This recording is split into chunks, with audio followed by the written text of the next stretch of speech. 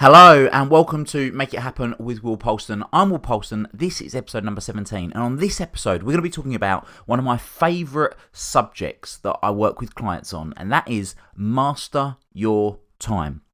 Now I'm going to start off by saying there's no such thing as time management. So a lot of people, they get obsessed with time management, but there's no such thing as time management. So I'll explain a little bit more about that in just a second, but let's start off with that time is the ultimate commodity. There's 1,000 years in a millennium, there's 100 years in a century, there's 10 years in a decade, 12 months in a year, or 365 days in a year, 28 to 31 days in a month, 7 days in a week, 24 hours in a day, 60 minutes in an hour, and 60 seconds in a minute. And we cannot change this.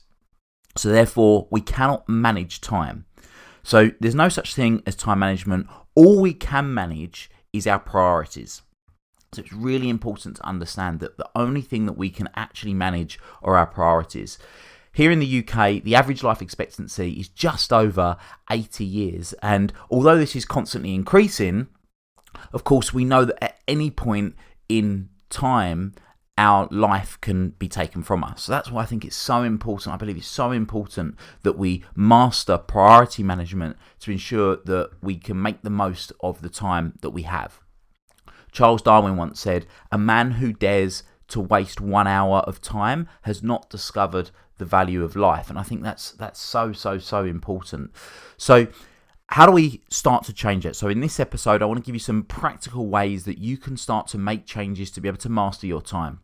I'm going to start off by kicking off with the 4 time dimensions. So there's 4 time dimensions where you'll be spending your time. Every person spends time in all of these, but the difference is between someone that achieves what they desire and feels fulfilled and accomplished whilst doing that will determine what percentage of time is spent in each zone. So we'll kick off with the dimension of distraction. So this is where all of the time and energy you're just wasting on stuff that you, if you do it a lot of this, then you're wasting a lot of your time and energy by doing stuff in this area. It's what you would classify as doing tasks that are not important and not urgent. So some examples of time wasting activities you might have, the frivolous things that you do whenever you're bored or whenever you're stressed out, that might be surfing the internet or checking your Facebook page over and over again, playing games on your smartphone, checking Facebook again, watching TV aimlessly for hours and hours on end, snacking unhealthily, and then going back to check Facebook. It's that kind of thing is like no man's land, an area where nothing can be achieved or gained. Whilst I'm going through these different zones that I'm talking about, I want you to imagine them as circles. So this is the outer circle. Then the next circle within that is the dimension of delusion. So this is where you're doing lots of things that are urgent, but they're not important. So they often include the numerous interruptions that you face from friends or colleagues or people calling you or text messaging you or emails that are just coming in. Things like replying to people when you feel like you want to do it out of courtesy, you want to do it quickly. And what happens is that if you're spending a lot of time on social media, for example, for work, then you can think that you need to reply to every comment or message that instantly comes in. But when we think about it, do we really need to be doing that? We can spend a lot of our time running around on social media or going to events or doing errands or going to meetups or networking events, and we never really get the important stuff done. We're just busy doing for the sake of doing without it necessarily being productive. Now, the next layer within this giant circle that I'm talking about, so the next layer going into the middle, is the dimension of demand. Now, if you're someone that's highly stressed, it's highly likely that you're spending too much time in the dimension of demand. So this would mean that you're doing lots of things that are really urgent and really important. And when you're doing lots of things that are really urgent and really important, that typically equals stress. So the activities that sort of belong in the dimension of demand is a lot of firefighting activities. So if you're an entrepreneur and you're listening to this, it's a lot of the dealing with the problems that need to be fixed now. It might be dealing with an urgent order that you must get out, or getting something back to a client, or an irate a client that's called you and threatened that if you don't get this certain thing, there'll be various consequences being done. So there's lots of things along those lines that can be an impact. And handling these items typically require a certain level of experience, and again, they require quite a lot of energy normally because of the urgency that they need to be done with. And they can be hugely disrupting to your life. And one of the ways, I'm going to explain in more detail how you can change the way that you're spending in these tasks in a moment. But one of the ways to resolve this is to be able to plan ahead as much as possible, and to have processes in place that other people can handle for you as and when these things come up. Now, the final zone, which again is right in the middle, so again on this big circle that I'm describing to you, it's like the bullseye in the middle, is the dimension of fulfillment, which this is the zone we want to be working in, is the dimension of fulfillment. This, in this area, is when you're doing the things that are really important, but they're not urgent.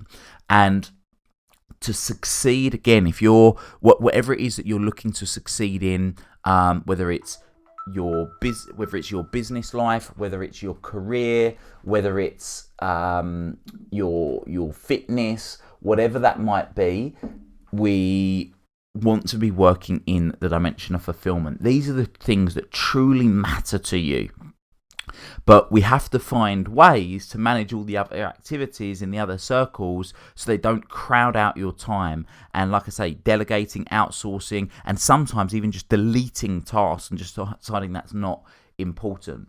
Some of these tasks might be planning budgets, or writing a book, or building relationships, or doing the exercise routines that doesn't matter whether you really do it or not that day, but in the grand scheme of things, when they add up, will make the difference. Building relationships with clients, existing clients, and that will make the difference. Now, my challenge to you is, as I've gone through this, just have a little think. Write down the 4 dimensions. So the dimension of fulfillment, the dimension of demand, the dimension of delusion, the dimension of distraction. And by each of these zones, just put a percentage, and be honest with yourself. Be really honest. What percentage of your time do you think you're spending in each of these areas? And then what I want you to do is identify what you think will be the ideal percentage. Now, when we say ideal, we're looking for ideal for an optimum fulfilled life here. So that doesn't mean, well, I'm not going to do anything in distraction, anything in delusion, anything in demand. I'm only going to be working in the dimension of fulfillment, because that's not realistic. In my experience, the people that feel most fulfilled typically are spending somewhere in the region of 60 to 70% of their time in the zone of fulfillment. They're spending 10 to 15% in the dimension of demand, and then the rest is split across the dimension of delusion and dimension of distraction. So being aware that you are going to spend time in these areas, like the dimension of distraction, dimension of delusion, but quite often we can actually plan the time of when we're going to do that. And I'll talk about that in more detail when we come on to default diaries. So some tips to look at getting in the zone in the first place is eliminate distractions, take them out of your life. One of the ways I love, one of the biggest distractions that we have, as great as smartphones can be, is our smartphones. Notifications firing off left, right and centre. One of the things that you can do is just turn off all your notifications. Turn off your notifications so you're not reactive to your phone, you're proactive to it. I did this years ago and it's been an absolute life changer for me. You can do things that are more meaningful at certain times. So allocating times, again, we'll go through that in more detail. Saying no. So many of us, we've become yes men or yes people. Not to be to focus on one gender, but we've become yes people, and create a process to say no. Now that might mean no, you're not going to do it, but it doesn't mean no, it doesn't get done. You can have other people do certain things for you, you can delegate certain things out, but saying no is really, really important. And another thing is, don't sweat the small stuff. Don't sweat the small stuff and various things that are going on around you. Focus your energy on positives rather than negatives, and focus on living a life of purpose, which is really what we want to look at doing, something that's really, really important. If you haven't gone back and listened to episode 1 about creating a vision, episode 2 about identifying your values, they'll help you get clear on these areas so that you can have more focus in that area. So, moving on. So one of the things I've touched on in a fair amount of detail is delegation. I've touched on it a few times already. So I have a process called de-freeing. So in order to really master your time and prioritize as effectively as possible, we need to identify the areas of your time of things that you really need to do. Now, there's a principle known as Pareto's principle, and it's also known as the 80-20 rule. And this principle holds that 20% of your actions are responsible for 80% of your productive results. So the key to life is therefore identify and target what is that 20%, and really target that 20% to ensure that you can obtain the greatest possible results. By doing this, again, it will offer you freedom to be able to fulfill what it is that you desire most. So in order to do that and focus on that 20%, we have to D3. And what I mean by D3 is to do, to delegate, and delete. So there's a bit of a process to this. Now, the process is start off by creating a table. So get a bit of A4 paper, turn it landscape, and create a table. And you're going to create a table to have 5 columns. In column 1, it is tasks that you do. So you're going to write down every task that you can think of in any typical working week, even if they take less than 5 minutes. Write down that task. It's going to be a big list to start off with. In column 2, you're going to write down the income to you or the company you work for or the household that you live in that task produces per hour. Now, a lot of these tasks won't produce you any income, but I want you to write down what that specific task produces you per hour as a result of doing that. In column 3, you're going to write how much money it would cost you to delegate that task to someone else, right? How much would it cost you to delegate that, to hire someone to do that task for you? In step 4, you're going to write how much of your time it takes for you to do that in any typical week. So how many hours in any typical week do you spend doing that task? And then the 5th column is rate how much meaning the task has for you on a scale of 1 to 10. So 1, it's not meaningful at all. 10, it's the most meaningful thing that you do. So I'll give you some examples. So you might have cleaning to do, right? The cleaning produces no income for you. You could get a cleaner for £10 an hour, and you might do 3 hours of cleaning a week, and it doesn't mean much to you at all. So it's like a 2 out of 10. You don't enjoy it. Now you might look at another task, and that might be doing a particular type of work that you love doing for clients, and you can get paid £50 an hour for doing that task that you love doing for clients. And if you were to hire someone to do that task, you'd be paying the same as what you get paid, so £50 an hour, and you find yourself doing 5 hours a week of that typical task, and it means a lot to you. You really quite enjoy doing it, so it's like an 8 or 9 out of 10. Well, just taking those 2 tasks, one of the ways that you can gain 3 hours back in your day, 3 hours back in your week to feel fulfilled, would be to delegate the cleaning to a cleaner. Now, if you did that, you could earn an extra £150, so £50 times the 3 hours that your cleaner's doing, you would have to pay the cleaner £30. So you're spending 3 hours doing more of something that you love doing, that means more to you, and you're £120 better off. So that's just one of the ways that where delegating becomes a lot more productive and a lot more profitable to you as well. So you can earn more money by delegating the things that don't mean as much to you. Now, there'll be other tasks that you don't earn money from. It's not all about money. So it might be something like taking the kids to school. Now, you might take the kids there and back, half hour there, half hour back. That's an hour a day, 5 days a week. You could delegate it to a nanny. I don't know what the average nanny in the UK or around the world, depending on where you listen to this podcast, earns, but that's something that you could do. For a lot of people, the money they can earn from operating their zone of genius is more than what they could pay a nanny in a lot of instances. Now, you might say, well, but that's got a 9 out of 10 meaning. I love taking the kids to school. Well, don't delegate the things that you love doing just because they don't generate income, just because they're not bringing you in money. That's something that you can do to make sure that you are living that fulfilled life and working in a way that works for you. That would give you that example. So you work through all those tasks. It's a long process, but it will be beneficial for you.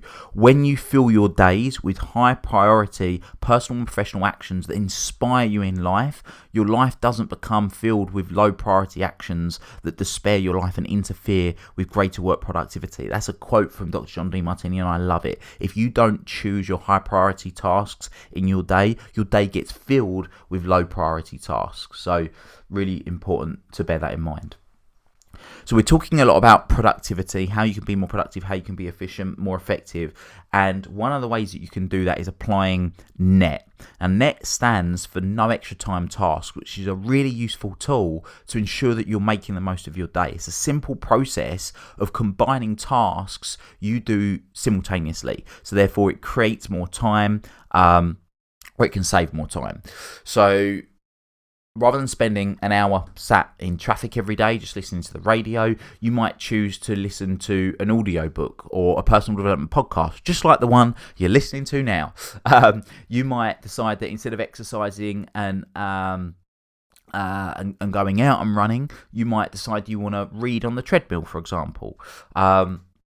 You might want to make phone calls. So one of the things I do quite a lot is I make phone calls when I'm in the car. So I call mates to catch up with mates, or I put certain calls into certain clients. And I've been asked before, they say, "Well, you're forever in the car. Like, do you work out of your office? Is your office your car?" But the answer is no. It's just that's when I make lots of phone calls so that I can be more productive when I'm at a working environment at my desk.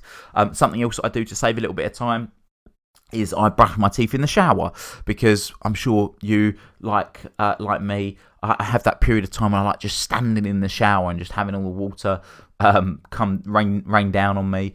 So I might as well save a few minutes by brushing my teeth. You could do breathing exercises when you're in the bathroom. I know people that do their affirmations when they're in the shower. So have a think of what are 5 net time tasks that you could do where you could combine some tasks to make the most of your time. I hope you've been finding the podcast beneficial so far. I know this is really quite a heady podcast. So what I've done is I've decided to keep it a short version here. So you've got a shorter version for part 1. And in part 2, we're going to be talking about default diaries, energy hours, and how you can revolutionize your life by using a must-do list. The next episode will be coming out in just a couple of days if you listen to this live, or if you've been listening to it after it's been out, then you can jump straight into part 2 now. Until next time, make it happen. Thank you for listening to this episode of the Make It Happen with Will Polston podcast. Make sure you join Will's free Facebook group, the Make It Happen community. Please support the show by subscribing on iTunes, Spotify, Stitcher, SoundCloud, or Google Play. Share this episode with at least one friend you think would benefit from it, and give Will a 5-star review wherever you download your podcasts. Until next time, make it happen.